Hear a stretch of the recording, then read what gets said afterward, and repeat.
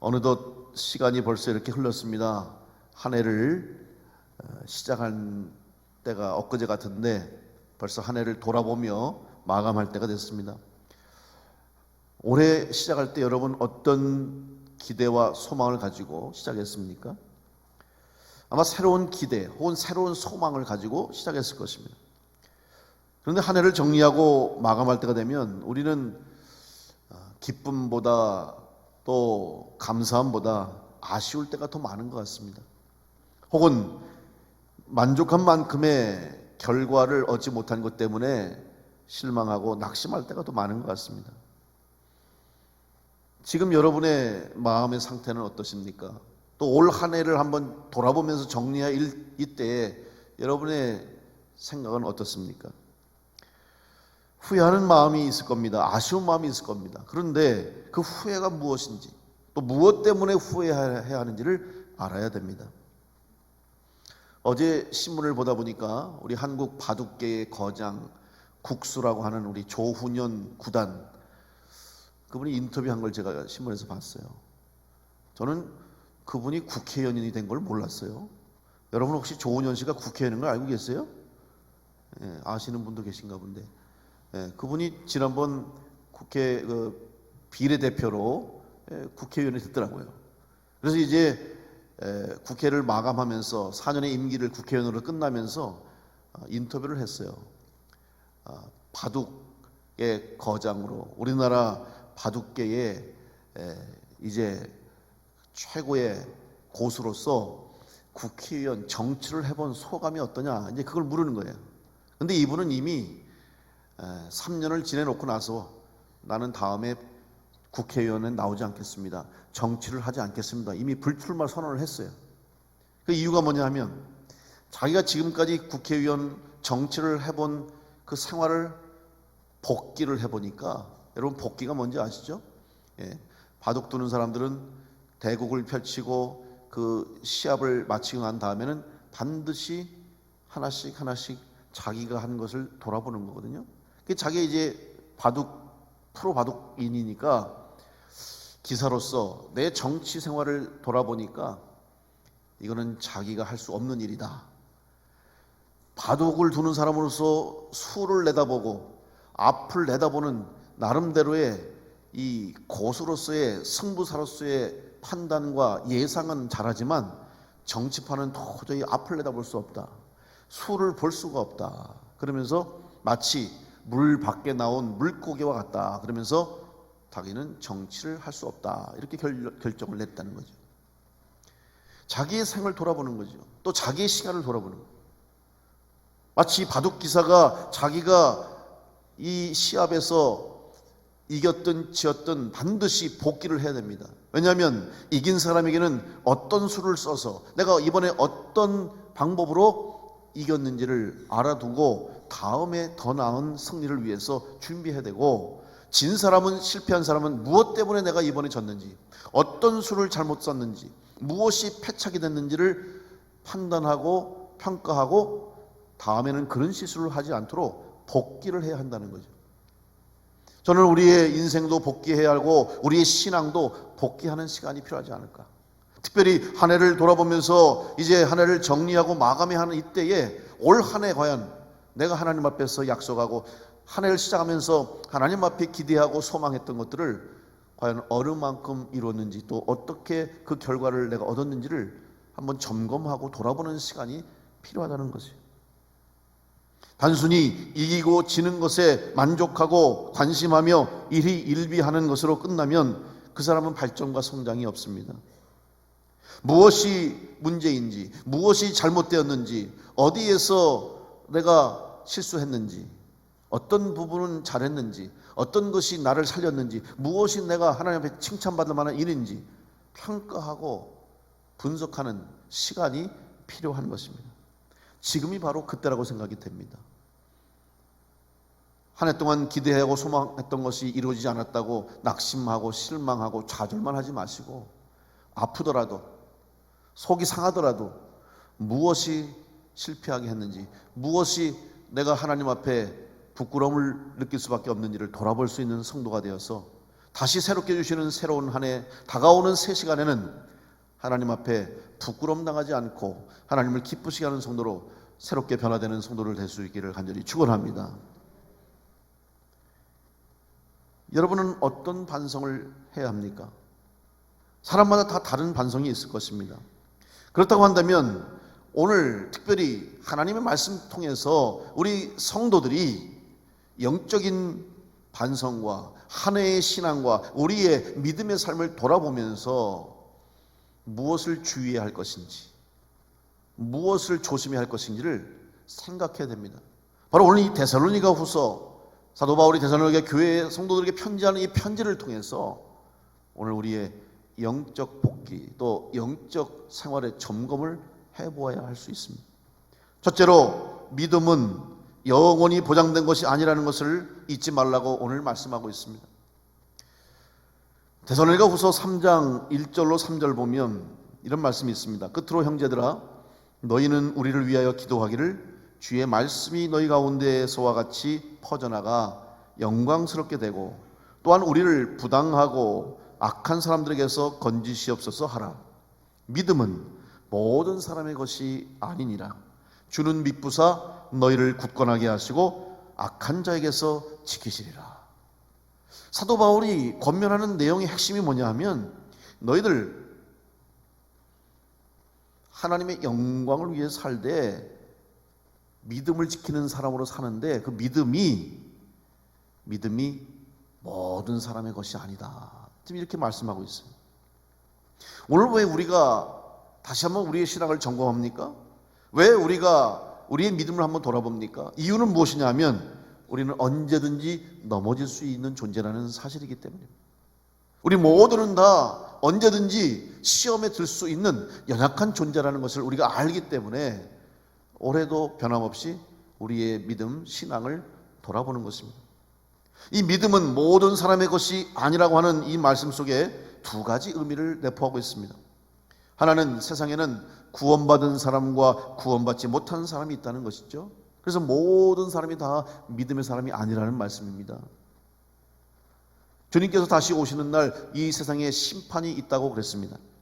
그때에는 양과 염소가 구별되며 알곡과 쭉정이가 분리되어서 쭉정이는 꺼지지 않는 불에 탈 것이라고 말씀하고 있습니다. 오늘 믿음으로 구원받았다 할지라도 우리가 이 믿음을 지켜야만 마지막에 구원받는 하나님의 자녀가 되는 것이죠. 그래서 믿음은 모든 사람의 것이 아니라고 하는 이 말씀 속에 반드시 마지막 날 주님 보실 때 이제 심판의 때가 있을 때 구원받는 자도 있지만 멸망받을 자도 있다는 사실을 기억하고, 안타까움으로 아직도 우리 주변에 믿음의 자리에 서지 못하고 구원받지 못한 영혼들을 위해서 여러분 기도하시고 그들을 인도하는 우리 성도들이 되어야 할 줄 믿습니다. 또 하나의 의미는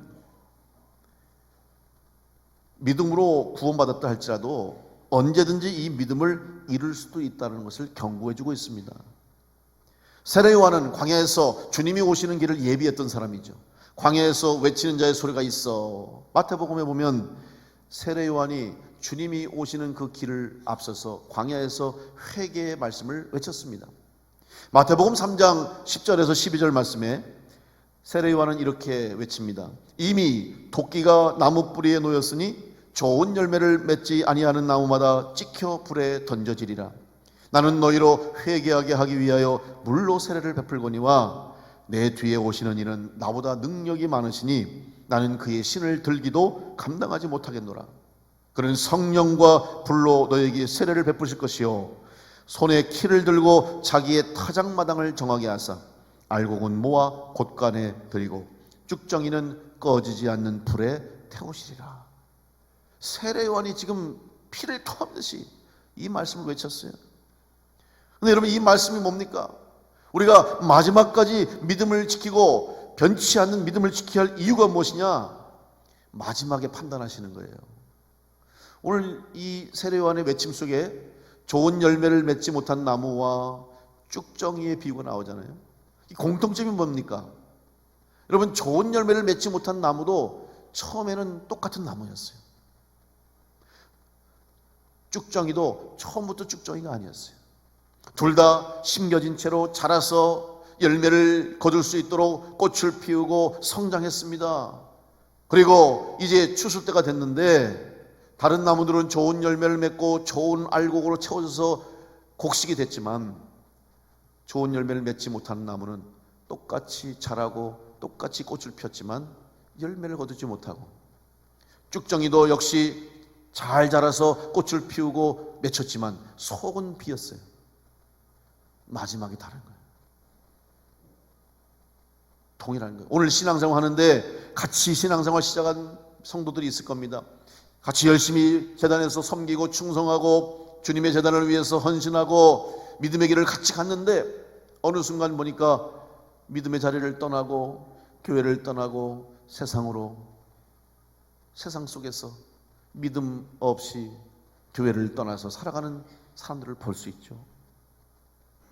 그래서 믿음은 끝까지 마지막까지 믿음으로 살아가는 자만이 승리를 얻을 수 있다고 성경을 말씀하고 있습니다. 오늘 믿었더라도 내일 믿음을 버리지 않도록, 오늘 구원받은 성도로 하나님의 은혜 안에 거했더라도 내일 그 믿음을 잃어버릴 수 있음을 우리는 깨닫고 기억하고 매일매일 하나님 앞에서 깨어있는 자로 온전한 믿음을 지키는 성도로 믿음의 길을 걸어가야 될 줄로 믿습니다. 그래서 우리는 매일 영적인 삶을 살기 위해서 노력하는 것입니다. 오늘도 그래서 깨어있는 것이고 예배하는 것입니다. 데살로니가전서 5장 5절에서 6절 말씀에 보면 너희는 다 빛의 아들이요 낮의 아들이라. 우리가 밤이나 어둠에 속하지 아니하나니 그러므로 우리는 다른 이들과 같이 자지 말고 오직 깨어 정신을 차릴지라. 오늘 깨어 있어야 할 이유가 여기에 있습니다. 오늘도 믿음으로 승리한 여러분, 주님께서 여러분을 기뻐하시고 여러분을 부끄럽게 여기지 아니하시고 여러분을 자랑스럽게 생각하실 줄로 믿습니다.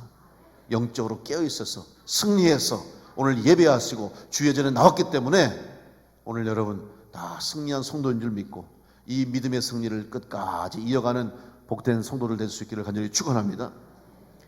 믿음을 지켜야 돼요. 끝까지 지켜야 됩니다. 그래야 부끄러움을 당하지 않아요. 두 번째로 오늘 우리가 부끄러움을 당하지 않기 위해서 우리를 점검해야 할 것이 있는데 그것은 무엇이냐? 지금 내가 해야 할 일과 궁극적으로 목적을 가져야 할 것을 분별할 수 있는 지혜가 있어야 됩니다.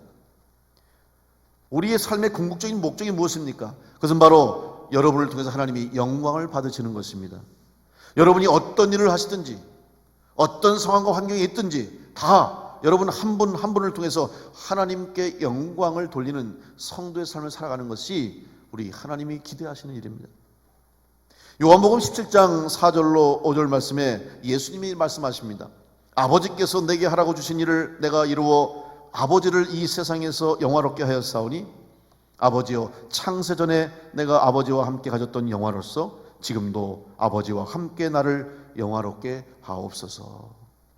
예수 그리스도께서 이 땅에 오셔서 하신 일이 하나님의 영광을 드러내는 일이고 그것은 바로 우리를 구원함으로 우리가 예수 그리스도의 십자가의 대속의 보혈의 은혜로 구원받고 제사함을 얻어서 하나님의 자녀가 되었기 때문에 예수님은 하나님의 영광을 위해서 하나님의 뜻을 이루신 것이고 오늘 우리가 그 은혜로 구원받아서 하나님의 자녀가 되고 주님의 제자가 되어서 여러분 하나님의 영광을 드러나는 일에 쓰임받게 된 것을 믿으시고 여러분의 삶을 통해서 여러분이 하시는 일을 통해서 하나님의 영광을 드러내는 성도들이 되시기를 간절히 축원합니다.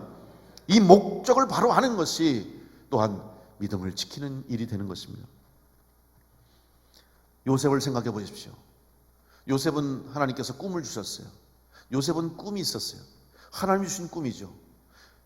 형들이 자기를 향해 절을 하고 아버지 어머니까지 온 세상의 사람들이 다 자기를 우러러보고 존경하고 존중받는 삶을 사는 것이 꿈이었어요. 이 꿈을 붙잡았어요. 이 꿈을 가지고 살았어요. 그런데 어떤 일이 일어납니까? 한순간 형들의 미움을 사서 결국 노예로 종으로 팔려 애굽으로 갑니다. 그리고 종살이 하다가 그것도 부족해서 주인인 보디발의 아내로부터 모함을 받습니다. 아내의 유혹을 뿌리친 요셉을 그가 미워해서 자기를 겁탈하려고 한다고 하면서 그에게 죄를 씌어서 결국 감옥에 들어가는 신세가 됐어요. 생각해 보세요. 하나님 주신 꿈을 가지고 모든 사람들이 자기를 향해 절을 하고 모든 사람이 자기를 다 우러러보려 할 그 꿈이 있었는데 지금 노예로, 아니 그것도 모자라 이제는 죄수가 됐다. 무슨 생각했겠습니까? 무슨 꿈은, 무슨 그런 꿈이 개꿈이야. 그러면서 아마 낙심하고 실망하고. 그런데 요셉은 그렇지 않았습니다. 반드시 그 꿈은 이루어질 것이라고 믿고 하나님이 주셨기 때문에, 하나님이 나에게 약속하셨기 때문에 지금은 내가 종이 되었지만, 지금은 내가 감옥에 갇혔지만 반드시 하나님은 이 꿈을 이루어 주실 것이라고 하는 믿음을 가지고 꿈을 포기하지 않고 목적을 가지고 죄수로서, 노예로서 그 자리에서 최선을 다했어요. 그때 하나님이 그를 들어서 꿈을 해석하게 하시고 그를 통해서 애굽의 총리가 되는 하나님의 뜻을 이루어 주심으로 중동 그 땅이 기근으로 가득 차 죽음의 땅이 됐을 때 그 땅을 살리는 일을 감당하게 됐어요. 다윗을 생각해 보세요. 다윗이 이스라엘의 왕으로서, 가장 사랑받는 왕으로서 그가 남을 수 있었던 것은 골리앗 장군을, 블레셋의 장수 골리앗을 쓰러뜨림으로 인해서 장수가 되었고 사울의 눈에 띄었고 이스라엘 백성들에게 신임받는 사람이 됐어요. 그런데 그가 골리앗을 무엇으로 쓰러뜨렸어요? 물맷돌을 가지고 쓰러뜨렸어요. 다윗은 목동이었습니다. 양치기였어요. 여러분, 양치기의 삶에 희망이 있습니까? 그 당시에 양치기로 사는 것은 계속 양치기로 살 수밖에 없어요. 목동으로 살다 끝나는 인생이에요. 여러분, 목동 말이 좋아서 양치기지, 그 양들이 다니면서 똥을 싸놓고 다니면서 병든 양들을 고치고 돌보고, 그것도 들판에서 함께 거친 삶을 살면서 힘든 고된 삶을 사는 그 양치기 목동 다윗, 꿈이 없습니다. 이렇게 살다 끝낼 인생이에요. 그런데도 다윗은 자기가 양치기로서 해야 할 일을 알고 최선을 다했어요. 맹수들이 오면 이 물맷돌을 던져서 맹수들을 쫓아냅니다. 근데 그러기 위해서는 열심히 연습해야 돼요. 시간 날 때마다 이 물맷돌을 돌려서 정확하게 명중할 수 있도록 틈만 나면 훈련하고 틈만 나면 돌려요. 손에서 물맷돌 돌을 놓지 않아야 돼요. 손에서 떨어지지 않고 계속해서 매일매일 끊임없이 훈련하고 연습하고, 그 실력 때문에 블레셋 장수 골리앗이 섰을 때 다윗은 물맷돌 하나로 그 장수를 넘어뜨리게 된 거예요. 만약 다윗이 아유 내가 이거 물맷돌 돌려서 뭐해, 적당히 그냥 양들 잡아먹으면 잡아먹히고 적당히 하다가 살아야지, 이건 뭐 뭘 열심히 해서 내가 뭐 희망이 있겠나 생각하고 물맷돌 돌리는데 관심도 없고 열심히 짐승 쫓아내지도 않고 그냥 대충 살았다면 골리앗 장수가 나왔어도 그 앞에 나서지도 못했을 거예요. 비록 지금은 희망이 없어 보이고 꿈이 없어 보이고 현실은 어렵고 눈앞에 닥친 것은 힘들어도 주어진 자리에서 최선을 다했을 때 요셉을 들어서 주시고 다윗을 들어서 주신 줄로 믿습니다. 오늘 지금 여러분의 삶의 형편과 상황이 어떻습니까? 요셉처럼 억울하십니까? 요셉처럼 원치 않는 감옥에 있는 것 같은 현실입니까? 다윗처럼 목동의 삶이 보장된 삶이 없다고 생각하십니까? 이렇게 살다 끝나버릴 인생처럼 생각됐습니까? 희망이 없습니까? 소망이 없습니까? 여러분, 땅에 소망 두지 마시고 세상에 소망 두지 마시고 하나님께서 여러분에게 주신 하늘의 소망을 가지고 하나님이 여러분 각 사람에게 하나님의 영광을 위해 살아갈 수 있도록 허락하신 꿈이, 소망이 있다는 것을 기억하시고 그 꿈을 바라보시고 지금 주어진 현실 상황 속에서 낙심치 말고 좌절하지 말고 최선을 다해서 내가 해야 할 곳에서 내가 해야 할 일에 최선을 다할 때 하나님의 때가 되면 하나님의 방법으로 여러분을 존귀하게 세워주실 줄로 믿습니다. 그것이 기적입니다. 그것이 하나님의 응답입니다. 그런데 우리는 생각합니다. 왜 기적이 일어나지 않습니까? 하나님 왜 응답이 없습니까? 하나님 왜 내 삶에 하나님의 복이 없습니까? 라고 생각하는데, 그렇다면 여러분은 지금 현실에 최선을 다하고 있습니다. 지금 내 삶에 답답하고 억울하고 속상하고 힘든 이 삶 속에서 내게 주어진 일에 열심을 다하고 있습니까? 그렇지 않다면 우리는 기적을 기대할 수 없습니다. 그렇지 않다면 우리는 하나님의 꿈을 얻을 자격이 없습니다. 지금은 눈에 보이지 않지만, 지금은 손에 잡히지 않지만, 믿음은 바라는 것들의 실상이요 보이지 않는 것들의 증거라고 하신 말씀처럼, 아직 우리 눈에 보이지 않고 아직 우리 손에 잡히지 않아도 하나님 말씀을 믿고 하나님의 약속이 반드시 이루어짐을 믿는다면, 지금 내 자리에서 지금 내가 해야 할 일에 최선을 다해서 성실하게 충성할 때 하나님께서 여러분 가운데 믿음대로 역사해 주실 줄로 믿습니다. 믿음으로 하나님 허락하신 꿈을 이루시고 하나님께 영광 돌리는 성도를 될 수 있기를 간절히 축원합니다. 우리는 인간이기에 낙심할 수밖에 없어요. 좌절할 때가 많아요. 그래서 성경은 말씀합니다.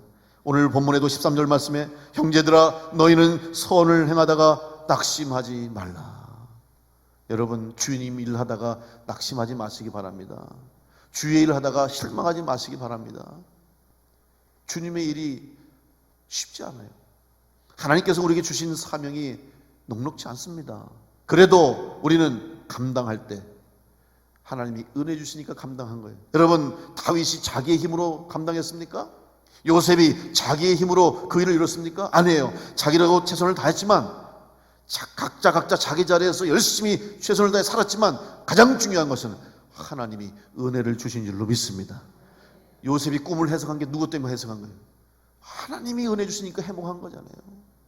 다윗이 골리앗을 넘어뜨린 거 물맷돌 하나만 가지고 이긴 거예요. 하나님이 도우셔서 다윗의 물맷돌과 함께 하심으로 정수리에 꽂히게 하셔서 그냥 쓰러지게 하셨어요. 우리의 수고와 우리의 노력 가운데 하나님의 은혜가 덧입혀질 때 기적의 역사가 나타나게 될 줄로 믿습니다. 우리는 그 믿음 가지고 오늘도 내 주어진 삶에 최선을 다할 때 하나님이 도우시는 은혜가 있게 될 줄로 믿습니다. 오늘 여러분을 향한 하나님의 뜻, 궁극적인 하나님의 여러분을 향하신 목적이 있음을 기억하시고, 지금 그 목적 바라보고 내 주어진 삶에서 최선을 다하는 성도가 되어서 부끄러움을 당하지 않고 오히려 영화롭게 되고 영광 돌리는 성도가 될 수 있기를 간절히 축복합니다. 세 번째, 우리의 삶이, 우리의 믿음이 부끄러움을 당하지 않기 위해서는 우리 주변의 환경과 내 주위의 사람들을 돌아보아야 합니다. 다니엘은 바벨론의 포로로 끌려갔던 사람입니다. 어린 나이에 포로로 끌려가 힘든 시련과 어려움 속에서 왕궁에 뽑혀서 이제 그 왕궁에서 자라나는 사람으로, 비록 타국이지만 외국에서 왕궁의 삶을 살았어요. 어떻게 보면 만족할 수 있죠. 다른 사람은 더 어려운 곳에서 포로로 잡혀와서 더 고생하고 있는데, 그래 나는 그나마 다행이다. 왕궁에 거하니 잘 먹고 잘 입고 그러면서 안일하게 안주할 수 있었죠. 그런데 다니엘은 하나님을 향한 믿음이 있었기 때문에 이곳에서도 자기를 통해서 하나님이 이루실 것을 알고 있었기에 하나님 앞에 기도하는 일을 게을리하지 않았습니다. 하나님 앞에 기도하는 일에 최선을 다했어요. 문제가 생겼습니다. 기도를 못하게 하는 상황이 생겼죠. 다니엘을 시기하고 다니엘이 왕으로부터 신임받는 것을 미워하는 사람들이 음모를 꾸몄죠. 기도하지 못하게. 왕의 명령을 어기면 죽음입니다. 왕의 명령을 거절하면 아무것도 할 수 없습니다. 그런데도 다니엘은 하나님과의 약속, 하나님이 하라고 하신 말씀, 하나님 앞에서 서라는 것을 그는 행했어요. 그때 하나님이 다니엘을 도우셨어요. 그래서 결국 귀하게 쓰임받는 존재가 됐습니다. 어떻게 이것이 가능할까요? 그 이유가 무엇이었습니까? 먼저는 여러분, 하나님의 은혜가 다니엘 가운데 임한 줄로 믿습니다. 그래서 풀무불에 들어가도, 사자굴에 떨어뜨려져도 머리털 하나, 털끝 하나 상하지 않고 보호받을 수 있었던 것은 전적인 하나님의 은혜인 줄 믿습니다. 여러분, 우리가 이 세상 살아갈 때 불안해요. 요즘 얼마나 사건 사고도 많고, 정말 세상 사는데 어떻게 보면 이거 제정신 가지고 살지 못할 정도로 힘든 시대가 된 것 같아요. 멀쩡히 길을 가다가도 사고를 당하고, 그냥 나는 내 자리 내가 할 일 했는데도 어려움을 당하고, 어제도 어느 권사님이 교통사고 났대요. 그래서 신방 갔더니 그냥 차를 타고 가다가 앞에 차가 밀리고 좀 앞에 무슨 접촉사고 났는지 주춤주춤해서 섰는데 그냥 서 있는 사이에 뒤에 와서 그냥 받았다는 거예요. 자기는 아무 잘못도 없는데 그냥 받친 거예요. 사고 난 거예요. 우리가 잘한다고, 내가 조심한다고 다 되는 게 아니잖아요. 여러분, 하나님이 도와주시지 않고 하나님이 보호하지 않으면 우리는 한시도 살 수 없는 존재라는 사실을 매일매일 고백하며 살아야 될 줄로 믿습니다.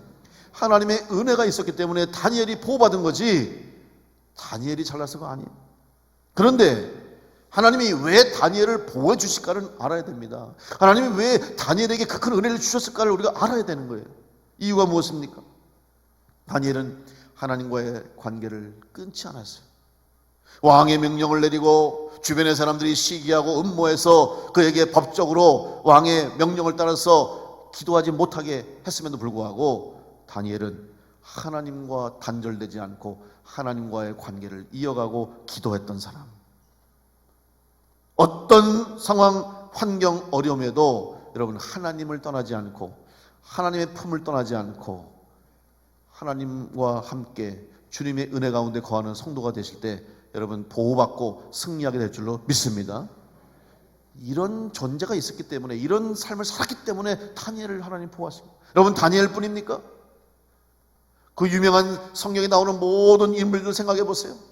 엘리야, 불의 선지자, 강하게 역사했던 선지자, 그도 로뎀나무 안에서 죽기를 원했어요. 근데 그가 특별한 인물입니까? 엘리야가 대단했기 때문에 하나님은 도우셨어요? 다윗도 그렇고 요셉도 그렇고 다 마찬가지예요. 성경에 나오는 인물들 보세요. 특별하니까 그렇죠. 다니엘이니까 그렇지, 요셉이니까 그렇지, 엘리야니까 그렇지. 성경에 뭐라 그랬습니까? 엘리야도 우리와 성정이 똑같은 사람이라고 그랬어요. 여러분, 남의 얘기처럼 듣지 마십시오. 나랑은 상관없는 사람처럼 얘기처럼 듣지 마시고 바로 오늘 나에게 해주시는, 우리와 똑같은 사람에게도 함께 하시던 하나님, 바로 나와도 함께 하시는 줄 믿고 바로 여러분의 하나님을 고백할 수 있기를 간절히 축원합니다. 이유는 하나님 앞에 그가 바로 섰어요. 다니엘서 1장 8절에 보면 다니엘은 뜻을 정하여 왕의 음식과 그가 마시는 포도주로 자기를 더럽히지 아니라고, 자기를 더럽히지 아니하도록 환관장에게 구했다 그랬어요. 다시 말하면 하나님과 약속을 깨지 않고 하나님 앞에 자기가 바로 서고 포도주로 자기를 더럽히지 아니하겠다고 약속한 것을 지켰어요. 그랬더니 하나님이 은혜를 주시는데, 여러분, 환관장에게도 은혜를 주셨다고 그랬어요. 왜냐하면 환관장이 다니엘에게 음식을 주고 먹을 걸 주기 때문에 그 사람이 도와주지 않으면 그 일을 할 수가 없어요. 그 믿음을 지킬 수가 없어요. 그런데 다니엘이 뜻을 정하고 하나님 앞에 기도하고 결단했더니 환관장에게도 은혜를 주신 줄로 믿습니다. 오늘 여러분의 주위에, 여러분 주변에 하나님이 돕는 사람을 보내주실 줄로 믿고 기도하시기 바랍니다. 하나님이 도우시면은 방해하던 사람도 돌아서게 되고, 나를 힘들고 괴롭게 하던 사람도 마음이 바뀌어지고, 내 앞길을 막으려 했던 사람도 길을 터주는 역사가 나타나게 될 줄로 믿습니다. 하나님이 하시는 일이에요. 세상 사람 방법이 아니라 하나님이 하시면 할 수 있어요. 문제는 내가 다니엘처럼 뜻을 정하고 하나님 앞에 헌신하고 하나님 앞에 바로 서 있는가가 중요한 것이지, 우리 자신은 하나님 앞에 서 있지 못하고 나는 하나님 앞에 기도하지 않고 나는 하나님의 은혜를 구하지 않으면서 내 주변, 내 상황, 내 다른 사람의 탓만 하면 그 사람은 아무 변화도 경험할 수 없습니다. 어떤 일이 있어도 매일 기도하겠다고 작정한 다니엘, 그 약속을 지키기 위해서 생명의 위협을 무릅쓰고 포기하지 않고 기도했을 때에 하나님이 다니엘의 기도를 들으시고 응답해 주신 줄로 믿습니다. 오늘 우리는 믿음을 가진 성도입니다. 여러분, 믿음을 가진 성도는 믿음을 지키기 위해서 스스로 결단하고 정리해야 할 일이 있습니다. 여러분, 아직도 정리하지 못한 일이 있다면 정리하십시오. 아직도 구별하지 못한 것이 있다면 구별을 하십시오. 결단과 정리의 과정에는 시험과 유혹이 따라올 수 있습니다. 고통이 따라올 수 있습니다. 손해가 올 수 있습니다. 힘든 시간이 있을 것입니다. 그럼에도 불구하고 여러분, 믿음을 지키기 위해서 결단할 때, 다니엘처럼 뜻을 정할 때 하나님이 여러분 가운데 일하시고 보호하시고 역사해 주실 줄로 믿습니다. 우리는 달라야 하지 않겠습니까? 믿음이 있는 사람과 믿음 없는 사람이 똑같다면 어떻게 믿음이 있다고 말할 수 있겠습니까? 믿지 않는 사람처럼 똑같이 행동하고 믿지 않는 사람처럼 똑같이 생각하고 똑같이 삶을 살면서 어떻게 하나님의 은혜를 구할 수 있겠습니까? 어떻게 주님이 우리를 인정할 수 있겠습니까? 오히려 주님 앞에 부끄러운 존재가 될 수밖에 없습니다. 바로 다니엘은 하나님 앞에 결단하고 결정했을 때 하나님이 은혜를 주셨어요. 또 하나, 이 다니엘에게 하나님이 은혜 주시고 그를 쓰신 비결 중에 하나가 이런 상황 환경을 뛰어넘을 수 있는 믿음이 있었던 것이고, 또 하나는 좋은 친구들이 있었어요. 자기 상황을 먼저 환경을 잘 하나님의 은혜로 만들었을 뿐만 아니라 자기를 돕는 사람들이 있었어요. 근데 그 사람들이 바로 믿음의 사람들이었어요. 다니엘의 세 친구, 여러분 다 아시죠? 사드락, 메삭, 아벳느고. 이 친구들, 기도하는 친구들 아니었어요. 다윗과 함께 기도했어요. 다윗과 함께 고난의 자리에 섰어요. 생명 걸고 같이 기도했어요. 하나님이 도우셨어요. 하나님이 지키셨어요. 서로 격려했을 겁니다. 어려움 속에서도 여러분 혼자 있을 때 얼마나 두려웠겠어요. 정말 이러다 내가 죽는 게 아닌가? 내가 이 왕의 명령을 어기고 기도하는데 이러다 내가 정말 이거 힘든 거 아닌가? 왜 두려움이 없었겠어요? 그러나 혼자 기도하는 거하고 같이 기도할 때, 함께 기도할 때 하나님이 더 큰 은혜를 주실 줄 믿습니다. 중보기도 여러분 우습게 생각하지 마십시오. 누군가가 나를 위해서 기도하는 그 기도, 하나님이 들으시는 기도가 될 줄로 믿고 서로 기도하고 격려하는 성도가 되시기를 간절히 축원합니다. 여러분, 기도로 축복해 주세요. 기도로 서로 격려해 주세요. 그래서 속회로 모이는 거예요. 그래서 선교회로 모이는 거예요. 주일날 예배 한번 나오면 됐지 뭐 자꾸만 왜 주중에 모이라고 그러고 왜 그래? 영적 교제가 있어야 되기 때문에, 우리 혼자 이 믿음을 지켜나가는 삶이 어렵기 때문에 넘어진 자 이렇게 세워지고 상처 입은 자 치료해주고 함께 울어주고 함께 웃으며 이 믿음의 길을 걸어갈 때 우리가 끝까지 믿음의 자리에 설 수가 있게 될 것입니다. 오늘 여러분 주변에 여러분 신앙생활에 방해가 되는 사람이 있습니까? 도움이 되지 않고 여러분을 유혹하고 오히려 여러분의 믿음 생활에 방해되는 사람이 있으면 멀리 하십시오.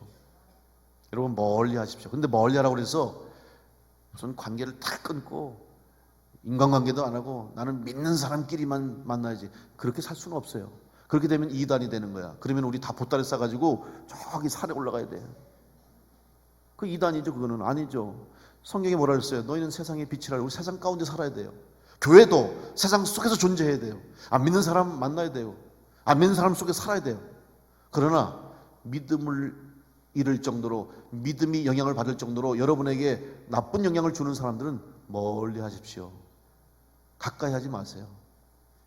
그리고 오히려 그들을 주님께로 인도할 수 있도록 그들의 영혼을 위해서 기도하시고 그들의 구원을 위해서 기도하는 성도가 되시기 바랍니다. 수동적으로 담을 치고 울타리를 치고 그냥 다른 사람과의 관계 속에서 내 벽만 치지 마시고 오히려 반대로 그들을 위해서 기도하고 그 영혼을 주님께로 인도할 수 있도록 적극적으로 그들 가운데 함께해서 좋은 영향력, 선한 영향력을 끼치시는 성도가 되시기를 간절히 축복합니다. 좋은 친구 많아야 돼요. 여러분, 주일날 믿음 생활 하는데도 어려운 게, 성도들 주일 성수 못 하시는 분들 제가 가끔 가다가 이렇게 신방하고 물어보면 자꾸 친구들이 어디 가자고 그래요. 주일날 오늘 날씨 좋은데, 야 요즘 단풍이 좋은데 어디 가자고 그러고, 어디 해외여행 가자고 그러고, 자꾸 그래서 주일날 자꾸 빼먹는 거야. 한 번 빼먹으니까 처음에는 가슴이 벌렁벌렁하고 막 죄송스러운 것 같은데 한 두 번, 세 번 하니까 괜찮네. 자꾸 하다 보니까 뭐 한 달에 한 번 좀 빠져도 될 것 같아. 그러다가 병드는 거예요. 그러다가 영적으로 마비가 오는 거예요. 오늘 여러분, 제가 여러분께 드린 이 말씀, 혹시 여러분 이 말씀 들으면서 마음에 찔림을 받은 사람이 있습니까? 부담을 느끼신 분이 있습니까? 부끄러움을 느끼신 분이 있습니까? 여러분 감사하십시오. 아직 영적으로 살아있다는 증거예요. 진짜 문제는 이런 말씀 듣고도 아무 상관없는 사람이 문제죠. 마음에 찔림이 있습니까? 마음에 부끄러움이 있습니까? 하나님이 주신 기회로 여기고, 부끄러움을 느낀 것이 부끄러운 것이 아니라 부끄러움조차도 느끼지 못한 사람이 더 부끄럽다는 생각하시고 다시 한번 새로운 결단으로 주님 앞에 바로 서는 성도들 되시기를 간절히 축원합니다. 진짜 부끄러움은 다른 사람에게 부끄러움 받는 게 아니라 하나님 앞에서 내 스스로 진짜 나만 아는 하나님과 나와의 관계 속에서 나만이 하나님 앞에 말할 수 있는 그 부끄러움을 우리가 부끄러워할 줄 알아야 될 줄로 믿습니다. 여러분 다시 돌아설 수 있는 시간을 주시고 기회를 주신 것을 감사하게 생각하시고, 우리 가운데 하나님의 뜻이 있음을 믿고 여러분 믿음을 굳건히 지키고 믿음의 반석 위에 여러분 믿음의 뿌리를 내려서 흔들림이 없이 믿음 가운데 승리하는 성도가 되시기를 간절히 축원합니다. 그리고 여러분의 삶의 환경을 돌아보시고 내 환경 주변에 과연 어떤 사람들이 있는지, 내가 어떤 환경에 노출되어 있는지를 생각하면서 스스로 영적 환경을 만들어가고 하나님의 은혜를 받을 수 있는 사람들과 함께 믿음 생활을 해서 우리 주님 앞에 섰을 때 잘했다 칭찬받는 성도들 되시길 간절히 바랍니다. 뿐만 아니라 지금 어렵지만 힘들지만 내가 해야 할 일에 최선을 다해서 언제 주님께서 우리에게 사명 맡기셔도, 언제든지 주님께서 우리에게 일을 주셔도 감당할 수 있도록 준비된 자가 될 수 있도록, 울면서 씨를 뿌리는 자는 기쁨으로 단을 거두리라는 말씀을 기억하시고 낙심치 말고 실망치 말고 그 말씀 의지해서 끝까지 승리하는 복된 성도들이 다 되시기를 간절히 축원합니다.